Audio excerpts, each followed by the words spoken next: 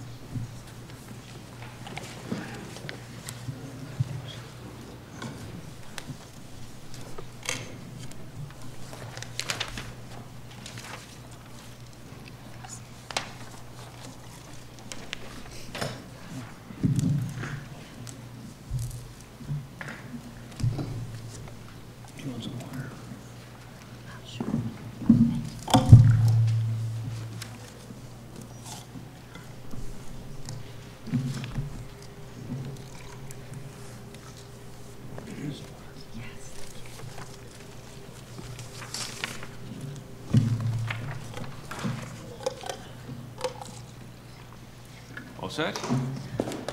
I'll let you decide what order you'd like to go in, and again, please just identify yourself when you start. Okay. For transcription purposes. I'm Karen Moreau. I'm the Executive Director of the New York State Petroleum Council, which is the New York office of the American Petroleum Institute. API began over 70 years ago in New York City and has set standards for the development and delivery of oil and natural gas throughout the world since that time. API is a national trade association that represents all segments of America's technology-driven oil and natural gas industry. It's more than 500 members, including large integrated companies, exploration, production, refining, marketing, pipeline, and marine businesses, service and supply firms provide most of the nation's energy. The industry also supports 9.2 million U.S. jobs and 7.7% of the U.S. economy, delivers $86 million a day in revenue to our government, and since 2000 has invested over $2 trillion in U.S. capital projects to advance all forms of energy, including alternatives. In the last 4 years in New York, our companies have participated, along with the environmental groups, farmers, landowners, businesses, elected officials, and the general public, in the development of the regulations for high-volume hydraulic fracturing. We have brought a great deal of technical expertise and years of experience developing shale gas to the table, and in good faith have commented, as the DEC has allowed, on both the draft supplemental generic environmental impact statement and the revised regulations. 4 public hearings were held across the state on the draft SGICE. Thousands submitted comments to the DEC, and a reading of the 1,500-page document reveals that the DEC, working with other state agencies such as the Department of Health, thoroughly studied every aspect of this process, including impacts on the public health and environment. The proposed regulations reflect that DEC has addressed every possible rational claim raised by the public in the last 4 years. By way of contrast, requests made by industry for greater flexibility have largely been left unanswered. In some cases, greater flexibility could result in less surface disturbance and thus improved environmental protection. It is our hope that the department will address these concerns as we go forward, and we have raised them in the comments that we are submitting tomorrow as part of the comment period. Our top concern is the safety of our employees and the communities in which we develop. Without this mantra, no company can operate successfully. Our members are committed to long-term investment in New York, a business plan that extends over 100 years. We want to do this right. Leaders across the nation have concluded that high-volume hydraulic fracturing can and is being done safely, and that the economic and environmental benefits for our abundant supply of natural gas brings to the nation are dramatic and game-changing. President Obama, his former EPA Administrator Lisa Jackson, former Pennsylvania Governor Ed Rendell, and Mayor Bloomberg, to name a few. And as the recent New York Times article revealed, the New York State Health Commissioner had reached a similar conclusion about a year ago, not unlike Commissioner Martens. While I appear before this committee in good faith, I'm troubled by the tone of the press releases that I saw yesterday prior to the hearing that suggest that this process be delayed further. What's one more delay, one might ask? Likely, to some of those on the committee perhaps who hail from downstate, where in one city block there are more small businesses and young people living the dream than entire towns in rural New York. And maybe delay means not so much.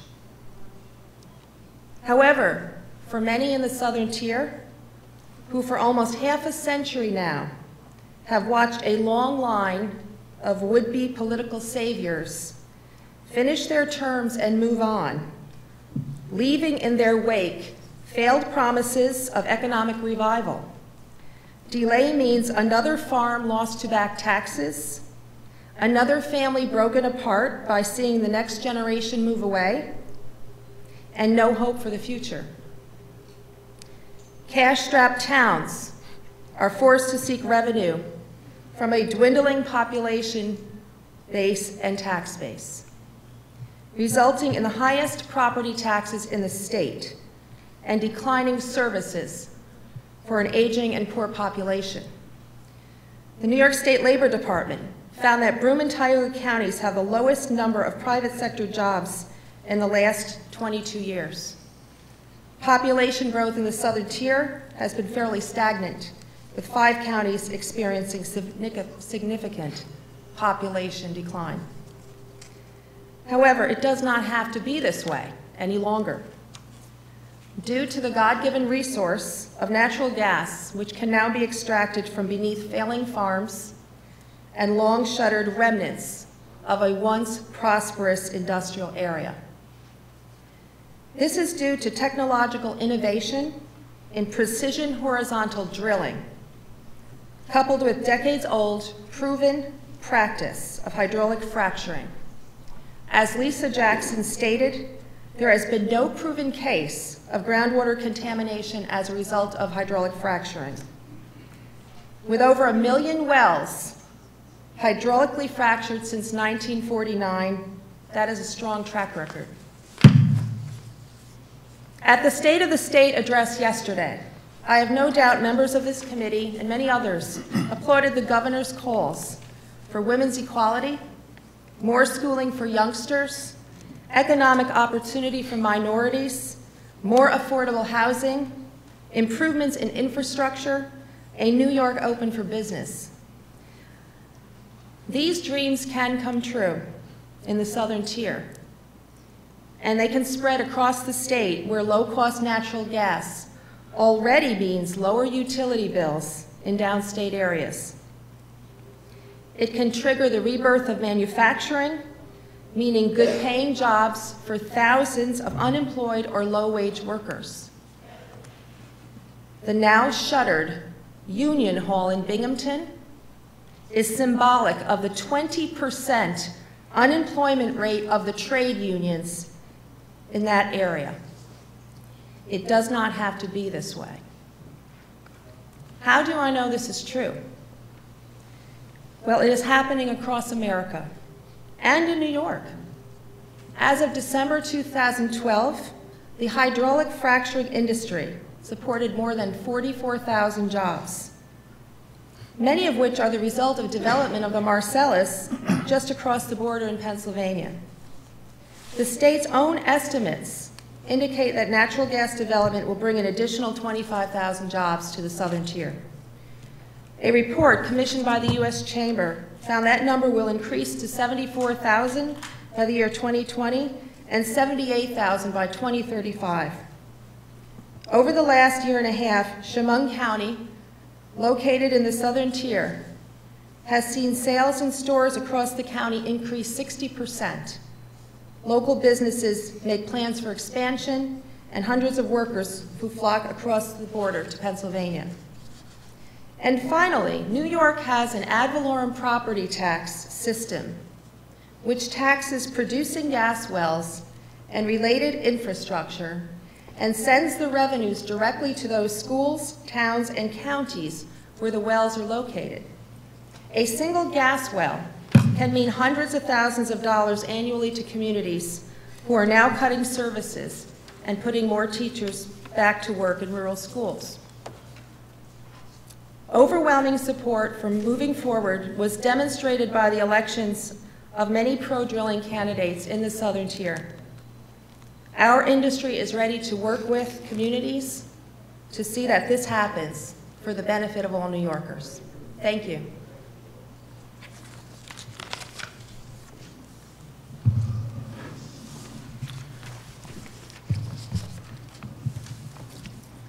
Good day. My name is Darren Suarez. I'm the Energy and Environmental Policy Analyst for the Business Council of the State of New York. I'm before you today to express the Business Council's views on high-volume hydrofracking regulations proposed by the Department of Environmental Conservation. The Business Council is the leading business organization in New York State, representing the interests of 2,500 members statewide. The primary function of the Business Council is to serve as an advocate for its members and policies affecting economic development, job creation, and the general business climate in New York State. Our message to the members of the Assembly today will be the same message that we'll be delivering to the Department of Environmental Conservation. The Business Council unequivocally supports high-volume hydrofracking. We believe that a finalized regulatory process will provide for environmentally protective development of shale gas and will create economic opportunity. Moreover, the state of New York, the industry, environmental organizations, and citizens have spent countless hours and resources reviewing the proposed regulations. It is time for New York State to stop sitting on the sidelines and fully commit to shale gas. It has been 4 years since Governor Patterson directed the Department of Environmental Conservation to prepare an SGIS to address horizontal drilling and high-volume hydrofracking and other low permeability reservoirs. Since that time, the state of New York has engaged in one of the nation's most complex and thorough reviews of high-volume hydrofracking. The Department of Environmental Conservation, under the leadership of 2 commissioners with strong environmental records, have investigated and planned for the high and low probability factors associated with natural gas drilling. I think that it is important today that we take a step back and look at the issue from a broader perspective. I know people are going to spend a lot of time today highlighting perceived and maybe even real deficiencies. And they will recount wild tales, some may be even true, and they will piece together and told in such a manner to elicit fear, not understanding. I would suggest stepping back from the rhetoric and personal attacks and embrace logical discussions based on hard science, not innuendo or hearsay. Moreover, we have reached a time when little can be gained through additional delay. It is time for New York to permit high-volume hydrofracking drilling and to learn not from studying and endless deliberation, but from taking action. It is clear that all but a few would consider the great increased availability of natural gas as a highly favorable development for the public interest. When used to generate electricity, natural gas burns clean. Natural gas is an essential partner to the development of renewables, providing clean, reliable power when the sun sets or the wind dies down, and natural gas vehicles emit less CO2 than other vehicles. As worldwide energy demand increases, the U.S. and the world are in great need of energy from shale resources. In particular, the energy security of the U.S. is greatly enhanced by the full availability of shale gas. At the same time, the resources must be developed with due care for human health and the environment. Meeting those requirements and addressing controversies requires carefully crafted policies and regulations to enhance public comfort in the shale gas development. If we first look at this issue globally, we'll recognize without the development of shale deposits, the U.S. would be importing significant quantities of natural gas. Locally, this would have led to increased costs. In the United States, natural gas to consumers costs around $4 an MCF. Across the world, prices are between $8 to $14 an MCF. This makes electricity, heat, and manufacturing more expensive, and importantly, it simply lends to the exportation of U.S. dollars. Much of the Business Council's focus has been on the potential for job creation in New York. We understand that there are competing numbers on how many jobs may be created in New York. And speculating job creation is not hard science. In July of last year, the Public Policy Institute, the research arm of the Business Council, released Drilling for Jobs, What Marcellus Shale Means for New York. Some people have spent significant time and resources to question our report. They call the study industry-funded and criticize the report for including research not funded by the gas industry.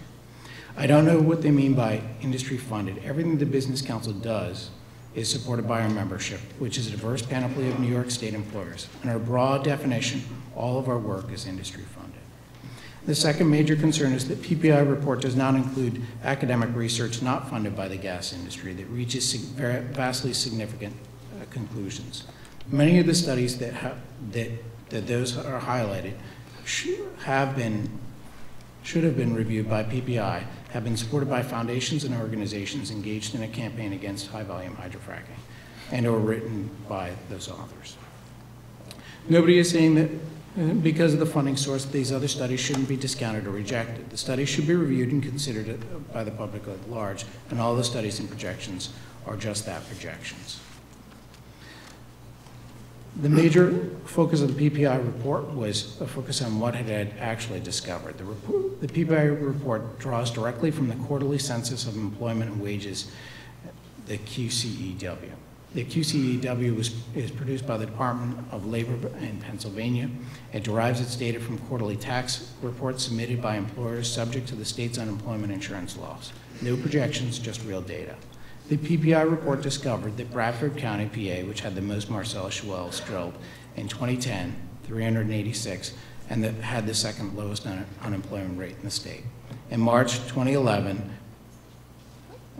and 5.9% in March 2011. Bradford County gained 1,632 private sector jobs between 2009 and 2010, representing an 8.9% growth, while Tioga County, PA, which had the second most wells drilled, saw a 3.4% increase in private sector employment.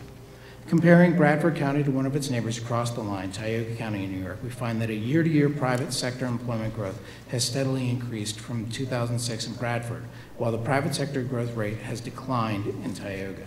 Tioga, New York has a population of 49,610, according to the recent census, and in March 2011 had an unemployment rate of 8.1%.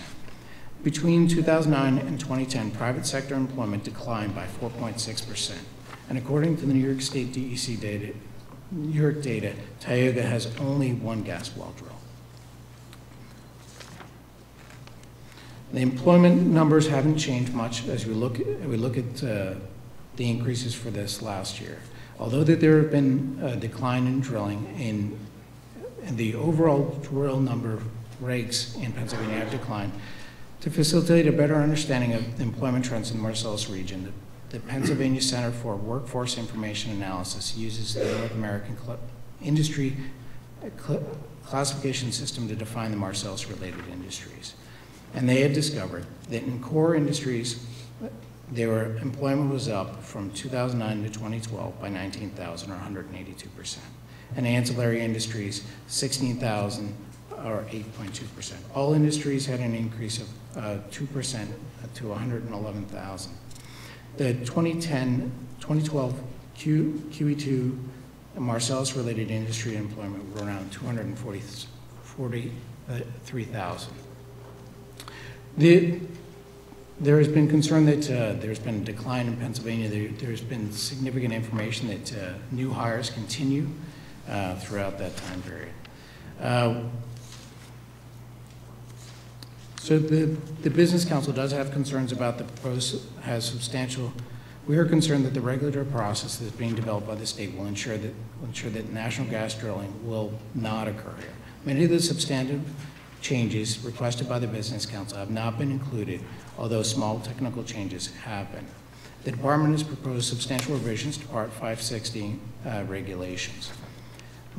And the proposed regulations contain a series, but some of those substantial revisions are warranted. Others will add delay and uncertainty to an already burdensome process. The proposed regulations contain a series of prohibitions and setbacks that will make it extremely difficult to lay out spacing units and well pads. In addition, small operators with leased holdings will be disproportionately significantly affected by these provisions. Industry evaluation of actual acreage controlled by several operators revealed that this will have the effect of reducing the available acreage by 50%. Compounding this result is the fact that the industry in some cases will be forced to use smaller units will increase surface disturbances by requiring a greater number of well pads. The department has demonstrated a long history of implementation that existing regulatory setbacks have worked well in the past. The Business Council strongly supports the inclusion of provisions established in the setbacks and prohibitions should be subject to variance process with the landowner's consent. In addition, where good cause is shown as to why the setback and prohibition can result in greater habitat disruptions, the operator should be authorized to be granted a variance. In conclusion, I'd like to highlight a little anecdotal evidence of our own about the cost of the delay. The delay in New York has come at a cost. People have lost jobs, companies have been punished for believing in New York, and unfortunately, they have left. Recently, Norse Energy laid off more than 95% of its workforce and sold its remaining acreage in central New York. They have announced that the company is moving to Texas. The geology department dissolved and numerous professionals are now forced to leave New York. Seneca Resource moved all of its operations to Pennsylvania, Pittsburgh, and Texas. Talisman U.S. moved approximately 50% of its workforce to Pittsburgh area and hired hundreds of Pennsylvania workers, built new buildings, and then expanded into second buildings with expected more hiring. Smaller companies like Eastern Reservoirs closed its Elmira shop and moved to Williamsport, PA. 30 workers were lost in New York and 30 hired in Pennsylvania. Anschutz of Denver is pulling out all its plans to drill for natural gas in New York after running into the regulatory hurdles. There are many more stories that are untold about investments and opportunities that have been lost. The real loser in this discussion has been the landowner. In conclusion, at the Business Council, we're concerned that additional efforts to constrain the development of natural gas or interjection of greater delays or uncertainty in the approval process could leave New Yorkers wondering what might have been. Natural gas resources are not unlike other commodities. The viability of the resource is a complex cross-dependency between geology, technology, and economics. Decreases in the price of natural gas, less productive geology, unwarranted mandates, regulatory uncertainty, or constrained markets can make production non-economical and lead to stranded resources. Thank you.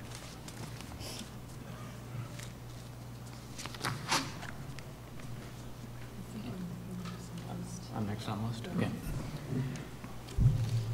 Good afternoon. Thank you for allowing me to testify before the committee. My name is Lou Allstadt. My comments today are based on 31 years in the oil and gas industry. In the late 1990s, I was an executive vice president of Mobil Oil Corporation, and I was the operating officer for all of the drilling, the exploration and producing in the U.S., Canada, and Latin America. I was also a director of the U.S. Oil and Gas Association. I have to disagree with some of the comments that other panelists have made. I find the current regulations and the previous draft SGICE woefully inadequate, and I've prepared a set of comments that I will be submitting for the record here that will be sent to the DEC. Most of these comments are negative on the way the DEC is proposing to regulate the process of high-volume hydrofracking. In the context of what we're doing today, I think it's important to note two things. One is that high-volume hydrofracking is a major step change, and you note the words high volume. Until recently, all drilling targeted conventional pools where drilled through impervious rock into a layer of porous rock. And it took relatively little fracking, if fracking was used at all, to access the oil or gas in those porous pools. That process, as the industry has stated, has been around since the middle of the last century. But it was used in very small quantities and into porous rock that did not require major fracking. The new process that began in about 10 years ago, started ramping up 10 years ago, drills into impervious rock and uses huge quantities of water, chemicals, and proppant materials in order to frack. The difference I sometimes describe as the new high-volume hydrofracking is like the old fracking on steroids. In New York State, the 1992 SGICE contemplated fracking volumes of 20,000 to 80,000 gallons. We are now talking about volumes of fracking that are more than 50 times that large. It is a very different process, and because of that, it's a heavy industrial activity concentrated on the well pads, and it offers many opportunities for hydrocarbons, the fracking fluids that flow back up out of the well that were normally naturally in the earth to reach drinking water aquifers or the atmosphere and to create problems. So it really needs to be looked at. New York State also is somewhat different than most of the other areas where high-volume hydrofracking is taking place, in that in most of those other areas, the shale that is being fracked is very deep, from 5,000 feet to 15,000 feet deep in most of those areas. There are many parts of New York State where the shale is far shallower than that. The DEC's proposal so in those other places you have a huge natural buffer, many layers of rock, and I think it correctly stated there are very few documented cases of fracking fluid actually getting to the surface, at least not in the time period that has existed so far. We don't really know about methane. It looks like methane is getting to the surface through various mechanisms, and it's easier for methane to move up. In New York, because the shale is so much shallower, we have far less natural protection. The proposed regulations would have a buffer zone of 1,000 feet only from the lowest drinking water aquifer to a fractured shale zone. 2,000 feet below the surface or 1,000 feet below the deepest aquifer, whichever is greater. Ever is deeper. That is far less than the natural buffers that most other shale areas are experiencing. One of the things that can be done in New York State is to increase that buffer zone by requiring any fracking zone to be at least 5,000 feet below the surface or 4,000 feet below drinking water aquifers. That would put New York State approximately on a par with the least protected of the other areas. There are a number of other serious problems that are covered in my comments to the DEC on the regs. I'd like to point out one because I think it's been relatively overlooked. The DEC recognized this as a problem and mentioned it in the last SGICE, and this is the pace of development. When drilling companies come in and try to start drilling in an area, they often overwhelm that area. We've seen that over and over again in Pennsylvania. Well pad after well pad, trucks all over the place, things like that. The DEC acknowledged that this could be a problem and said that they would try to regulate the pace of development. However, there is nothing in the new regulations that we've just had to comment on that either provides the DEC with the data that it needs in order to regulate the pace of development or any procedure for doing so. So the DEC is basically permitting one well at a time, where the drillers, and I sympathize with the API on this one, typically would go in and do a program of wells. So the DEC gets one well, looks at it, yes, you can do it, permit's okay. Next one comes in, might be next to it, might be nearby, might be another operator in the same area.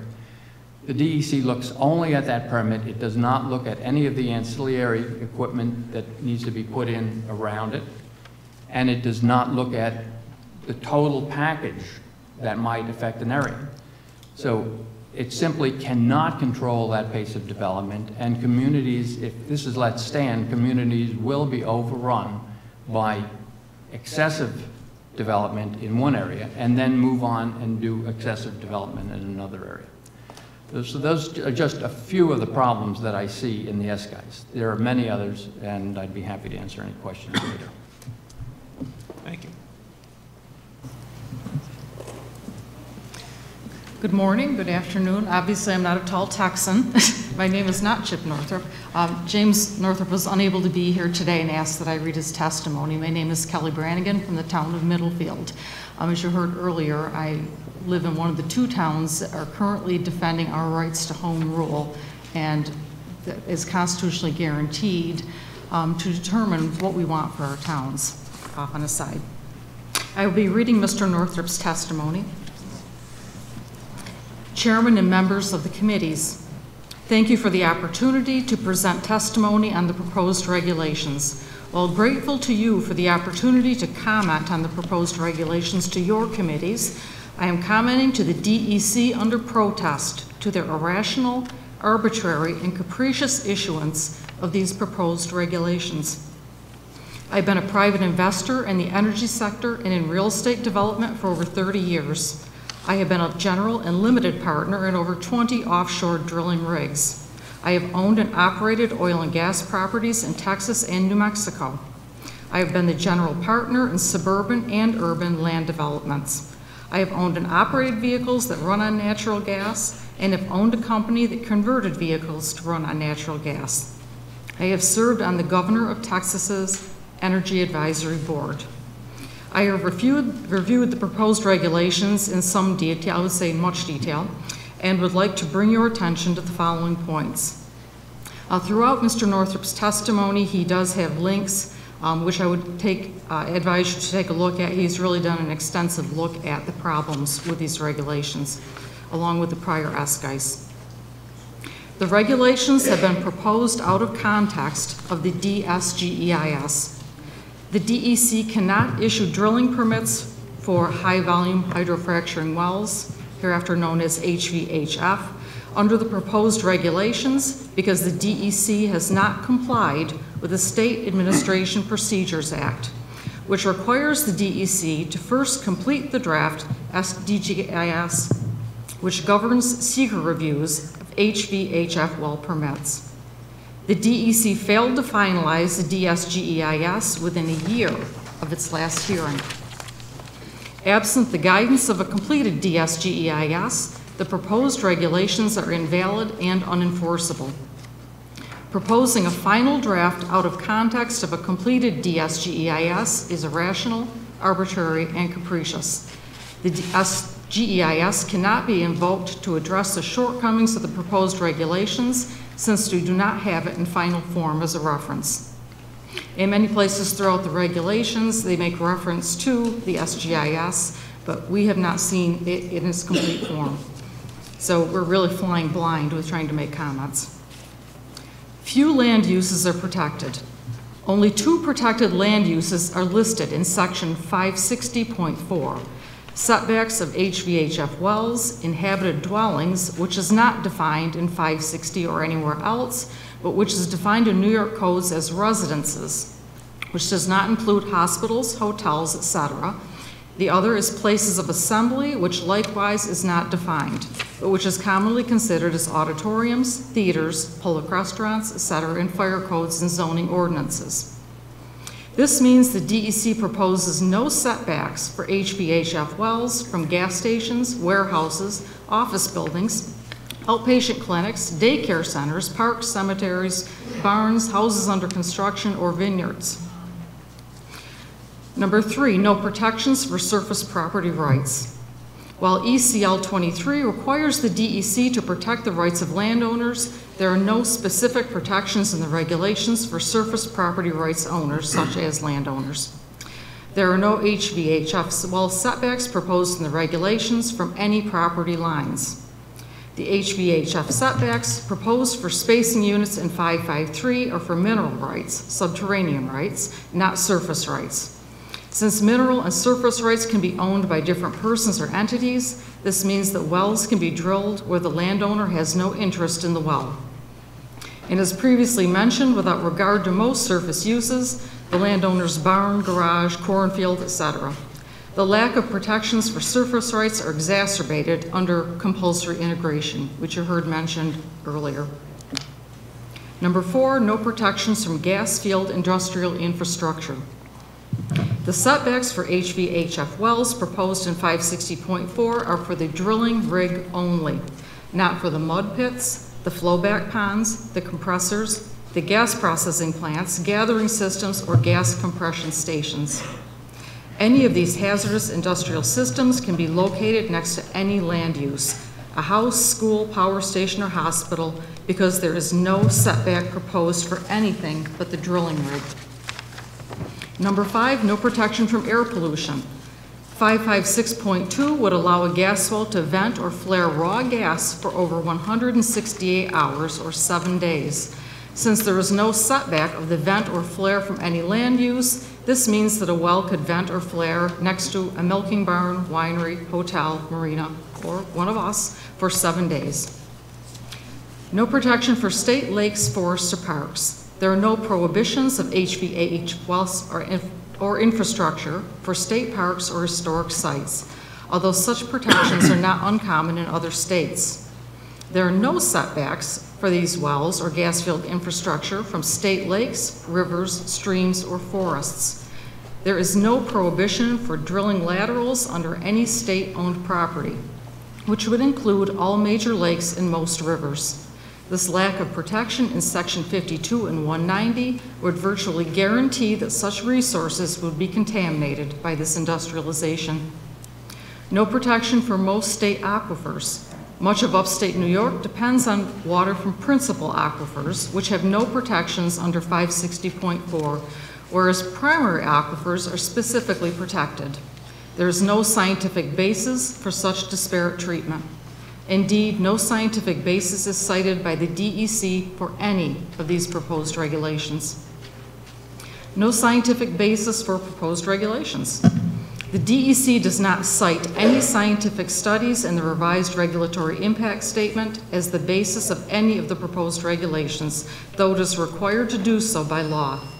In fact, the DEC does not cite any basis for its proposals at all. No studies, no statistics, no reports, nothing are mentioned in its comments on the proposed regulations. One might be left to conclude that these regulations were merely crafted out of bureaucratic expediency, with most input from the industry the DEC purports to regulate. The DEC misconstrues ECL 23. ECL 23 empowers the DEC to regulate oil and gas activities, yet the DEC states that it is empowered to promote oil and gas activities, not regulate them, in 550.1, its policy statement. Drilling and fracking fluids are poorly controlled. Open pits are allowed for drilling mud on these wells, and any open pit for flowback, fracking fluids, or drilling mud can be filled to the brim without any freeboard requirement between the fluid level and the top. Think about the flooding we just had. In fact, the DEC inexplicably removed the freeboard requirement in 560.6 from the September 2011 draft of the regulations. And finally, number 11, tasking DMR with environmental oversight is a regulatory aberration. By making the Division of Mineral Resources responsible for the environmental oversight of the HVHF permits it issues, the DEC has virtually guaranteed that regulatory protections will be lax. The DMR cannot serve two masters. The oil and gas industry seeks to promote, and the environment, landowners, and general public, which it is tasked to protect. Most states have an agency with separate, autonomous environmental oversight over oil and gas activities. New York has no such separate oversight, nor does the state have any tax, any state tax on gas production to pay for such regulatory oversight, since it will derive no direct revenue from the industry, a phenomenon among states, a tax haven for frackers. In my opinion, the governor has frittered away an opportunity to bring New York's regulatory regime into the 21st century. Given the opportunity to create a paragon of regulatory oversight, he has allowed the rulemaking process to be compromised, such that the state would be little more than a gas colony of corporations from Oklahoma, Texas, and Colorado, because that is what the lobbyists from those states have paid for, to the state of New York's disgrace. Signed, James Northrup. Thank you.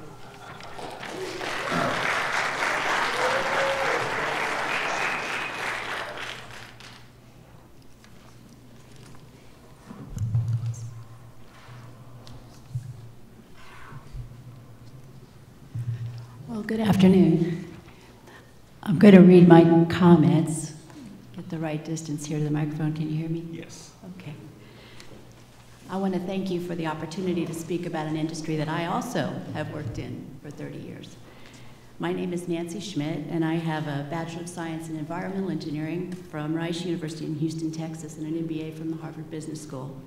And I spent a decade working not as an executive like Lou, but as a petroleum engineer, working in the Gulf of Mexico and also on the North Slope of Alaska, which are two environmentally delicate places.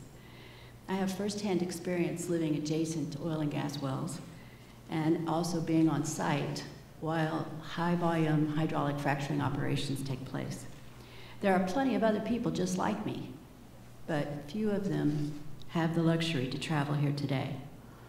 In addition to field work, I also spent a decade consulting for McKinsey & Company, and today I own and operate a small business in New York City that invests in energy and natural resource companies. I'm here today as part of the business community, and I am convinced that natural gas is our future fuel. New York is a good example. Our state is the 4th largest consumer in the nation, and it's poised to grow.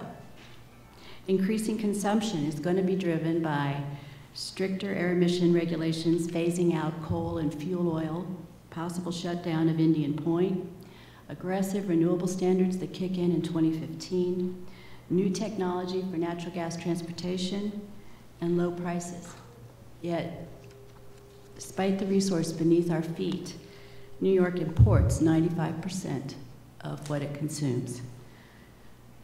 And the revised draft supplemental generic environmental impact statement is bogged down in its 5th year of review. This is foolish at best and hypocritical at worst. Every concern that has been raised either has not borne out or has already been addressed. Somehow, what is being done in 15 other states is impossible in New York. Some claim the DEC is not up to the task. Others point to accidents or historical problems. Still others point to incidents that happened in Pennsylvania before the state updated regulations. People are skeptical that the industry will be accountable, despite numerous examples to the contrary. New York can learn from what is happening elsewhere. Pennsylvania, for example, did not wait for perfect regulation, but with 50 years of experience and 1 million+ wells already fracked in the United States, they did not put themselves at risk either. They learned as they went, and they modified their regulations, they changed their laws when it was necessary. If elections are an indication, the people are happy with the trade-offs that their officials made. All 8 state representatives from Tioga, Bradford, and Susquehanna counties, Republicans and Democrats both, favor natural gas. The tone of local media also shows it mostly favors natural gas. If there are monsters under the bed, they did not find them there. Pennsylvania is no pushover either. Last year, the legislature passed and the governor signed a comprehensive bill tightening and clarifying oil and gas regulation based on the experience in the Marcellus, as well as authorizing a price-indexed impact fee for each unconventional well. While the precise scope of Act 13 is still being decided by the state Supreme Court, the first collection of impact fee totaled $204 million. The money is given to all other counties and all of the counties and municipalities in the state, and it's divided 60-40 between those that host development and those that don't. It goes to repair roads, bridges, provide affordable housing, preserve open space, and buy equipment for first responders. Some say leave the gas in the ground. Wind and solar are the fuels of the future. I disagree. There are no alternatives to natural gas except heavy hydrocarbons with worse environmental impacts and nuclear power. Wind and solar will not supply the energy we need. They are expensive, they always will be. They require large surface installations that have to be paid for up front. Over 30 years, one natural gas well on a 3-acre pad will deliver the same amount of energy as 200 acres of solar panels or 500 acres of wind turbines. To put that in perspective, the amount of energy already developed in Pennsylvania's Marcellus is equivalent to 32 square miles of solar or 80 square miles of wind, and I attached the calculations to my testimony. Or to put it another way, if we covered every square inch of Tompkins and Cortland counties with wind turbines and solar panels, we could not generate as much energy as the Marcellus. Natural gas is abundant, it's clean, safe, reliable, and inexpensive. It is natural, it's organic, it's local, and it's renewable. Holding the future hostage to wait for utopia or to pay for the past is like cutting off the nose to spite the face. It mostly harms our own, especially landowners in the economically depressed southern tier. Approving the RDS guys without further delay will ensure that New Yorkers benefit from this extraordinary resource right now when they need it most. Thank you. Thank you all for testifying today.